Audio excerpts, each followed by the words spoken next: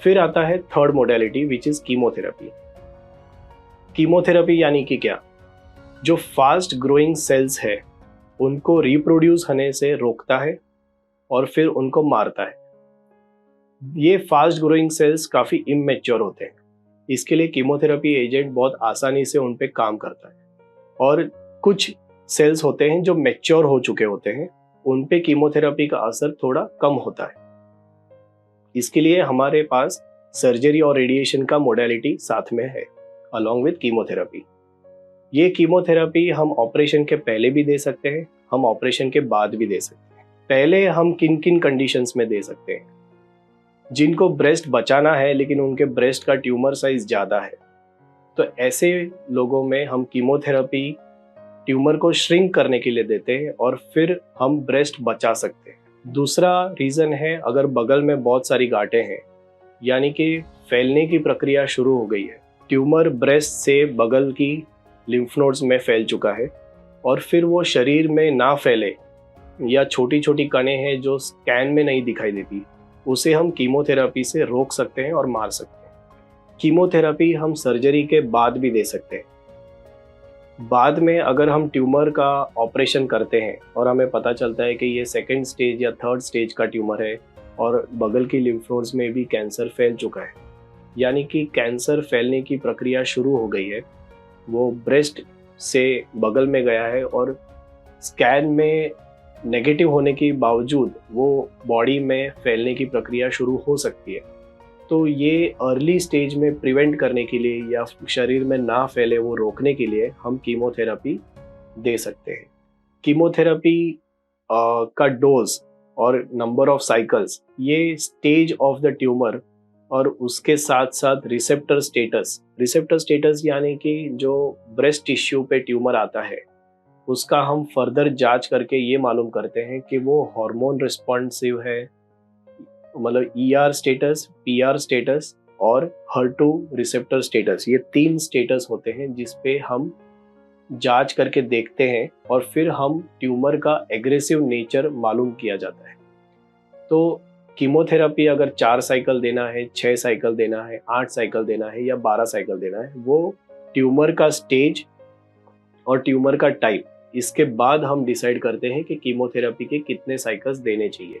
Chemotherapy पहले हम हर 3 हफ्ते में देते थे, लेकिन अभी कीमोथेरेपी का जो टॉक्सिसिटी है, मतलब यानी कि साइड इफ़ेक्ट्स, वो पहले 10 साल पहले के ज़माने से या देखा जाता था उससे काफ़ी कम हो चुके हैं और इसलिए हम हर 2 हफ्ते में कीमोथेरेपी दे सकते हैं।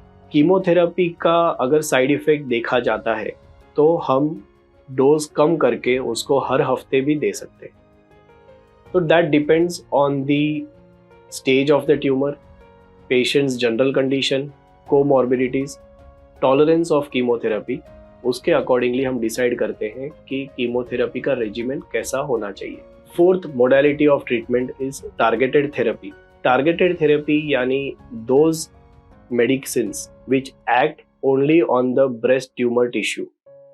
कीमोथेरेपी क्या करता है कि फास्ट ग्रोइंग सेल्स पे एक्ट करता है। वो fast growing cells can B other cells of the body, यानी कि for example hair fast grow करता है, हम एवरी मंथ या 3 मंथ्स उसको कटवाते हैं। सो कीमोथेरेपी ये नहीं देखता कि वो कैंसर का सेल है या और कोई सेल है बॉडी का, तो इसलिए हमें साइड इफेक्ट्स देखे जाते हैं, यानी कि हेयर लॉस। टारगेटेड थेरेपी वही टिश्यू को टारगेट करता है जिसमें कैंसर स्टार्ट हो चुका है या ब्रेस्ट टिश्यू स्पेसिफिकली। तो ये टारगेटेड थेरेपी के लिए मैंने जैसे कि पहले बताया, हम रिसेप्टर स्टेटस की जांच करते हैं। ये receptor status ER estrogen receptor, PR progesterone receptor और HER2 न्यू करके 3 टाइप के रिसेप्टर्स होते हैं। जब ये रिसेप्टर पॉजिटिव आते हैं तो ही हम ये टारगेटेड थेरेपी का उपयोग कर सकते हैं।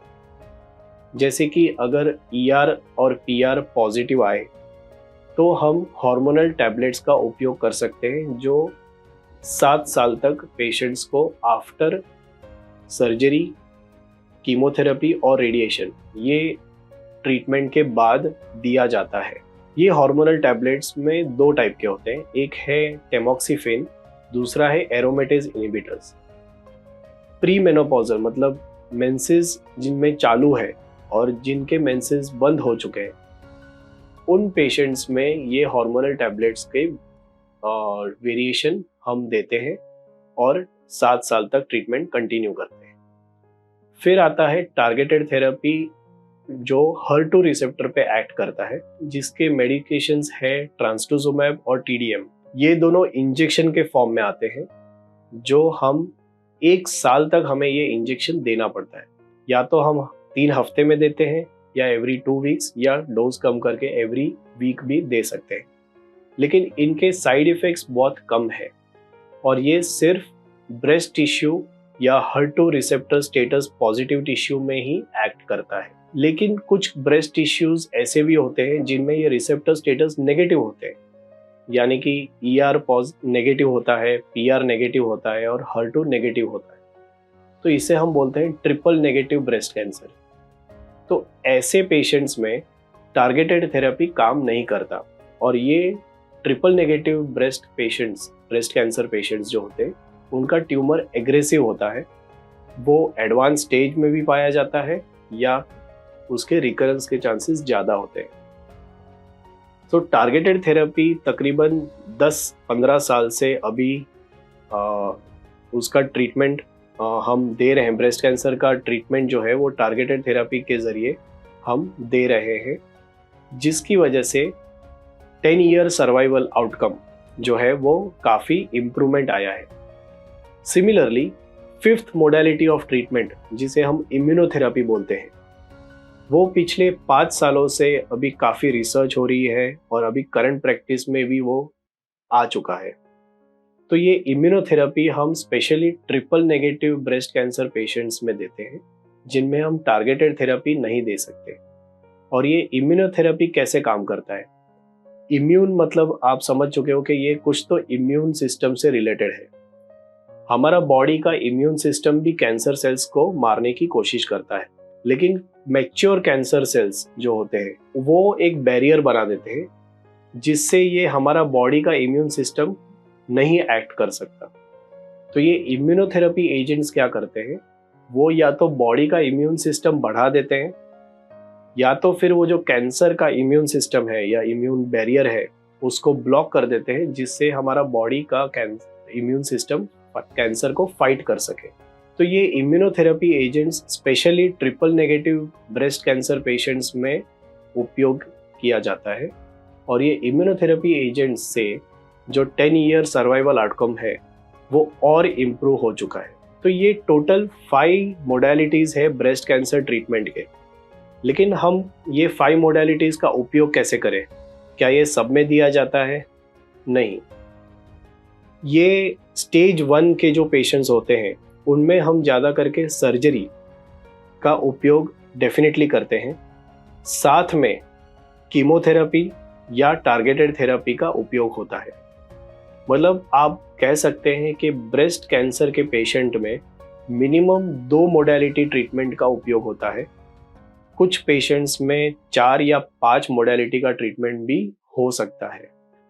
अगर स्टेज 2 जा रहा है तो स्टेज 2 में हम सर्जरी के साथ साथ कीमोथेरेपी देते हैं। कुछ पेशेंट्स में हम टारगेटेड थेरेपी या रेडिएशन भी दिया जाता है। अगर पेशेंट का कैंसर स्टेज 3 है तो हम सर्जरी के साथ कीमोथेरेपी भी देते हैं, रेडिएशन भी देते हैं, और फिर अगर वो रिसेप्टर स्टेटस पॉजिटिव है तो हम टारगेटेड थेरेपी देंगे, रिसेप्टर स्टेटस नेगेटिव है तो इम्यूनोथेरेपी का उपयोग कर सकते हैं। फिर आता है स्टेज 4। स्टेज 4 में भी हम ट्रीटमेंट कंटिन्यू रखते हैं। सो ब्रेस्ट कैंसर एक ऐसा कैंसर है जिसमें हम आउटकम का जो मेजरमेंट करते हैं, मतलब सर्वाइवल आउटकम, नॉर्मली दूसरे कैंसर्स में सर्वाइवल आउटकम हम 5 ईयर का बताते हैं, 5 year survival of a patient. लेकिन ब्रेस्ट कैंसर में we usually talk about 10 year survival. So breast cancer ये 5 मोडालिटी ऑफ ट्रीटमेंट से इतना रिस्पॉन्सिव है कि हम 10 ईयर सर्वाइवल आउटकम मेजरमेंट करते हैं। और ये 10 year survival outcome measurement improve करने के लिए इवन स्टेज 4 में भी ये मोडालिटीज यूज कर सकते हैं, जैसे कि कीमोथेरेपी, टारगेटेड थेरेपी और इम्यूनोथेरेपी। ये तीनों का उपयोग सबसे ज़्यादा होता है।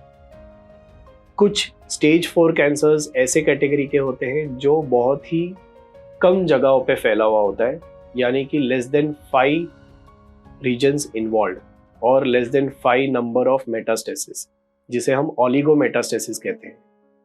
तो वो ट्रीटमेंट को हम क्योरेटिव इंटेंट से भी हम ट्रीटमेंट कर सकते हैं, जिसमें हम सर्जिकल ऑप्शन भी रख सकते हैं और रेडिएशन ऑप्शन भी रख सकते हैं, लेकिन वो केस टू केस डिसाइड होता है। सो इन जनरल ये 5 मोडालिटीज ऑफ ट्रीटमेंट है ब्रेस्ट कैंसर के लिए, जिन्हें हम स्टेज वाइज यूज करते हैं और स्टेप टू स्टेप इसे हम फॉलो करते हैं। आई होप आपको ये जानकारी काम आए। Thank you.